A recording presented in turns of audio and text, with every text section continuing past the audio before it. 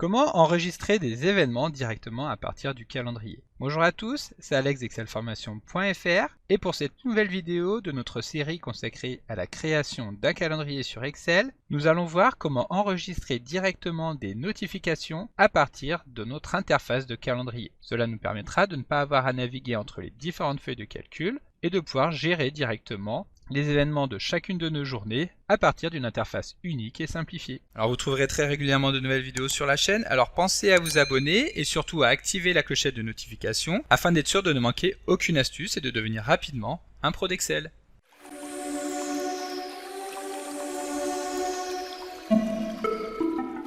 La vidéo que vous vous apprêtez à regarder s'inscrit dans le cadre d'une série consacrée à la création d'un calendrier dynamique sur Excel. Tout au long de cette série, nous allons voir comment mettre en place un calendrier dynamique que nous pourrons ainsi modifier avec une gestion des différents événements, mais également avec une vue hebdomadaire dans laquelle nous allons intégrer la notion de glisser-déposer qui nous permettra de modifier directement les différents paramètres des tâches que nous allons mettre en place sur ce calendrier. L'objectif donc de cette série de vidéos est de mettre en place un outil que vous pourrez utiliser au quotidien qui vous permettra de gérer vos journées de manière efficace et de manière très rapide. Pour obtenir directement votre exemplaire de l'application, ce qui vous permettra non seulement d'obtenir directement l'application finale mais également les différents fichiers intermédiaires qui vous permettront donc de suivre toutes les étapes de chacune des vidéos en même temps que moi, suivez simplement le lien que vous retrouverez dans la description de la vidéo. Maintenant que nous avons vu comment récupérer les données de notre liste des événements à l'intérieur de notre calendrier, voyons comment effectuer l'opération inverse, c'est-à-dire saisir des données directement dans notre calendrier et faire en sorte que ces derniers s'enregistrent dans la liste des événements, ce qui fait qu'après nous pourrons même venir masquer la feuille de calcul événement sur laquelle nous n'aurons plus à intervenir. Donc pour cela, nous allons ajouter une nouvelle macro dans notre liste des macros, donc en revenant dans VBE, à l'intérieur du module 1, et nous allons nous placer juste en dessous pour créer une nouvelle macro que nous allons appeler enregistrer tâche. Pour rappel, pour créer une macro, nous utilisons le mot-clé sub, suivi du nom de la macro, c'est-à-dire enregistrer tâche. Et donc la première chose que nous allons mettre en place dans cette macro enregistrer tâche va être de désactiver les filtres qui pourraient éventuellement être appliqués sur notre tableau événement. Pour cela, il existe plusieurs méthodes. La méthode académique va consister à regarder s'il y a effectivement des filtres qui sont mis en place sur le tableau, et seulement dans ce cas-là, nous pourrons les désactiver. Ici, nous allons utiliser la méthode un petit peu plus brute, qui va tout simplement consister à désactiver les filtres, que ces derniers soient appliqués ou non, et pour éviter que VBA nous retourne une erreur, nous allons désactiver provisoirement la gestion des erreurs. Pour désactiver la gestion des erreurs, il suffit d'utiliser la ligne on error resume next, ce qui fait que lorsque VBA sera confronté à une erreur, il passera outre et continuera le déroulement du code. Ensuite, pour réactiver la gestion des erreurs, il suffira d'insérer la ligne on error go to 0. Entre ces deux lignes, donc nous allons pouvoir insérer la ligne qui permet de désactiver les filtres. Cette dernière qui va tout simplement consister à aller chercher la plage de cellules qui correspond au tableau, donc c'est-à-dire la plage événement. Puis pour appeler les propriétés du tableau, nous appelons la sous-propriété list object. Et pour pouvoir désactiver les filtres, nous allons à nouveau appeler une sous-propriété, la sous-propriété autofilter. Et cette fois-ci, nous allons appeler la méthode show all data pour réafficher donc toutes les données du tableau. Voilà, cela étant fait, nous allons vouloir passer en revue chaque cellule de la colonne date du tableau événement, sauf que nous n'allons pas utiliser la méthode que nous avons ici. Nous allons vouloir effectuer ce balayage en commençant par les cellules du bas jusqu'à remonter jusqu'en haut. Pour cela, nous allons déclarer une nouvelle variable que nous allons appeler i et que nous allons typer en tant que long. Ensuite, nous allons mettre en place notre boucle for en commençant par donner à cette variable i la valeur qui correspond au nombre de lignes qui se trouvent dans notre tableau. Pour cela, nous allons appeler donc le tableau en saisissant son nom entre crochets et nous allons nous limiter à la première colonne, c'est-à-dire à la colonne date. Pour connaître le nombre de lignes de cette colonne, nous allons ensuite utiliser la propriété count. Ensuite, nous allons vouloir passer en revue toutes les cellules jusqu'à ce que i soit égal à 1, mais dans ce cas-là, nous allons devoir décrémenter la valeur de i lors de chaque nouveau passage dans la boucle. Pour cela, nous utilisons le mot-clé step auquel nous donnons la valeur de -1. Si ce n'est pas égal, c'est tout. Ensuite, nous fermons avec un next. Et donc maintenant, à l'intérieur de cette boucle, nous allons pouvoir effectuer un test pour regarder si la cellule qui se trouve dans notre tableau événement à l'intérieur de la colonne date sur la ligne identifiée par la valeur de i, donc cells de i sur la première colonne est égale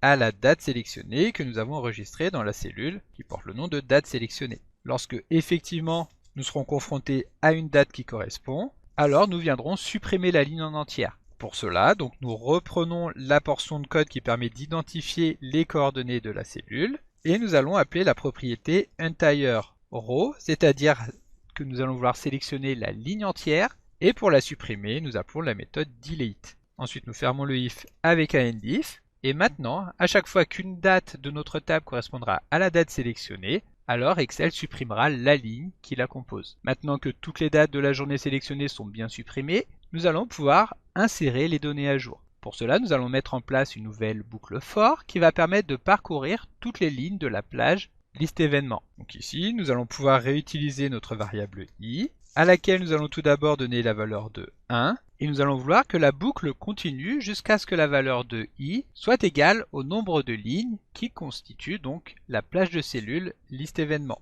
Nous allons chercher cette liste événements, et pour connaître le nombre de lignes, nous allons appeler la propriété rows et appeler la sous-propriété count. Nous fermons notre boucle et nous allons pouvoir nous placer à l'intérieur de celle-ci. Dans cette boucle, nous allons vouloir vérifier si la ligne que nous allons injecter dans la base contient effectivement du contenu. Et seulement dans ce cas-là, nous pourrons ajouter une nouvelle ligne à la table événement. En affectant cette ligne, nous pourrons ensuite attribuer la date sélectionnée à la colonne date.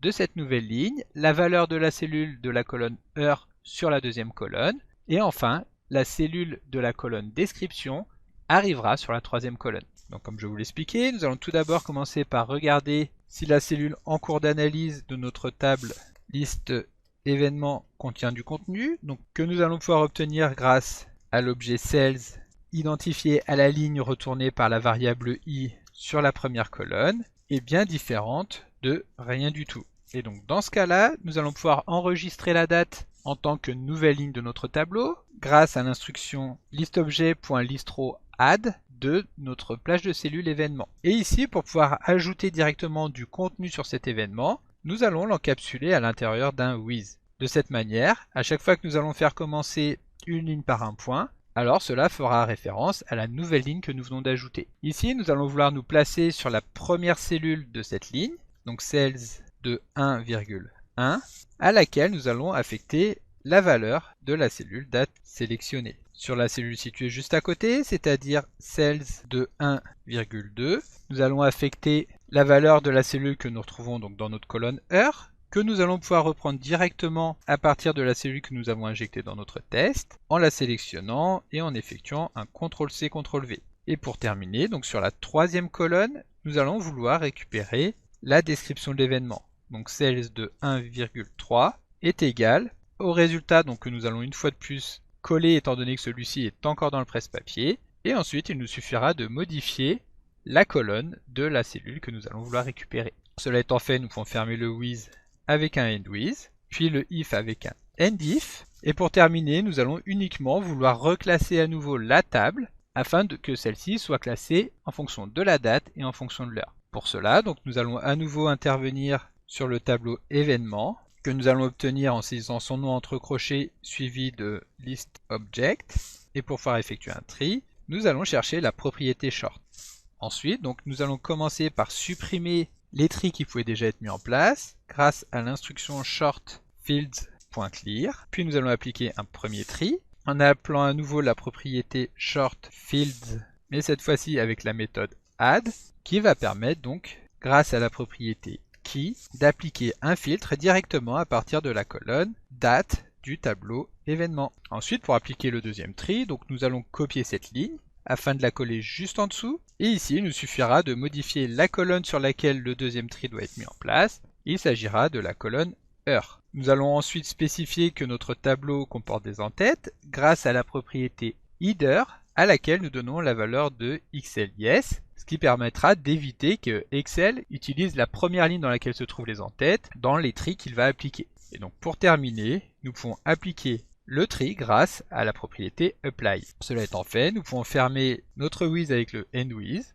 Et maintenant notre macro est terminé, nous pouvons juste ajouter une dernière ligne qui va permettre d'enregistrer le classeur pour être sûr qu'aucune donnée ne soit perdue. Pour cela, donc, nous appelons la propriété with workbook.save. Et cette fois, notre macro est vraiment terminée. Et donc si nous voulons tester la macro, il nous suffira d'appuyer sur la touche F5. Ici, plutôt que d'utiliser l'objet Sales, nous allons utiliser l'objet Range. Évidemment sur les 3 lignes qui correspondent donc aux 3 colonnes de notre tableau. Et maintenant, si nous appuyons sur F5, nous n'avons plus aucune erreur. Et si nous revenons sur notre feuille de calcul, nous allons pouvoir constater que, en apparence, rien n'a été modifié, si ce n'est que nous pouvons constater que effectivement le tableau a été trié. Mais surtout, si nous ajoutons une nouvelle ligne, par exemple ici à 18 h, imaginons que nous avons un rendez-vous client à enregistrer, donc nous le saisissons dans notre liste des tâches, nous lançons la macro, et si nous revenons donc dans la liste des événements en date du 31 mars, nous retrouvons bien l'événement rendez-vous client qui est enregistré dans notre base. À partir de là, comme je vous l'expliquais tout à l'heure, nous pouvons masquer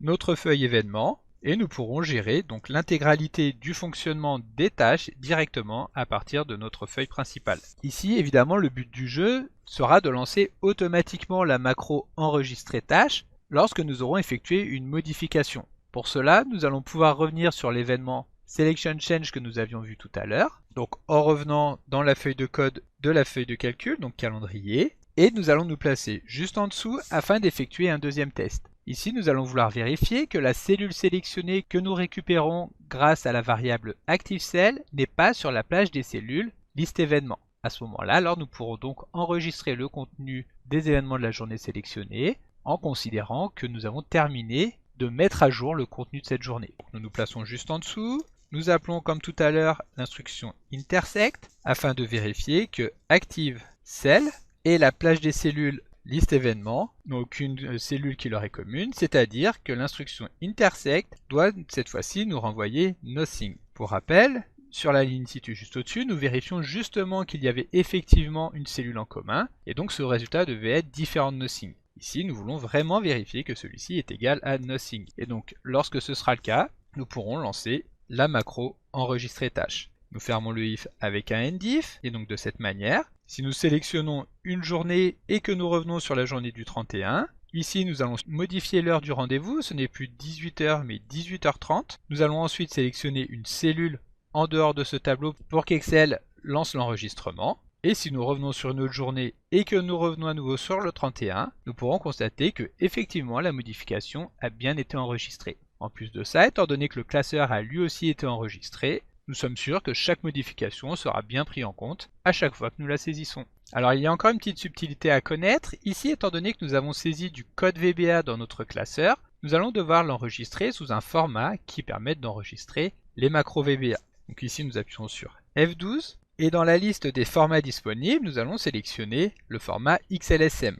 De cette manière, lorsque nous aurons défini le nom du fichier, ici donc nous allons l'enregistrer en tant que calendrier partie 2, nous pourrons constater que l'extension affectée donc à ce fichier a bien été modifiée et donc que nos macros seront bien conservés lorsque nous fermerons le fichier. Et voilà, c'est tout pour cette vidéo, mais si vous voulez aller plus loin, nous nous retrouvons dès la semaine prochaine pour voir comment intégrer directement des notifications à l'intérieur de notre calendrier. Ces notifications vont nous permettre d'être informés lorsqu'un événement va approcher et nous aurons également un deuxième message qui nous informera cette fois-ci que l'événement a commencé. Donc bien entendu, si vous voulez être sûr de ne pas manquer cette nouvelle vidéo, pensez à vous abonner à la chaîne pour être informé lors de sa sortie. Donc comme d'habitude, vous pouvez télécharger le support de secours en suivant le lien que vous trouverez dans la description de la vidéo. Si la vidéo vous a plu, n'oubliez pas de la liker et de la partager à vos collègues et amis sur l'ensemble de vos réseaux sociaux. Et vous pouvez également me laisser vos impressions dans l'espace des commentaires, je lirai chacun d'entre eux et y répondrai avec plaisir. Évidemment, si ce n'est pas encore fait, abonnez-vous à la chaîne pour ne manquer aucune astuce. C'est également très important pour m'aider à gagner en visibilité afin de pouvoir développer la chaîne et continuer de vous proposer des tas de nouvelles vidéos. Merci d'avoir suivi cette vidéo et à très bientôt pour un prochain tuto.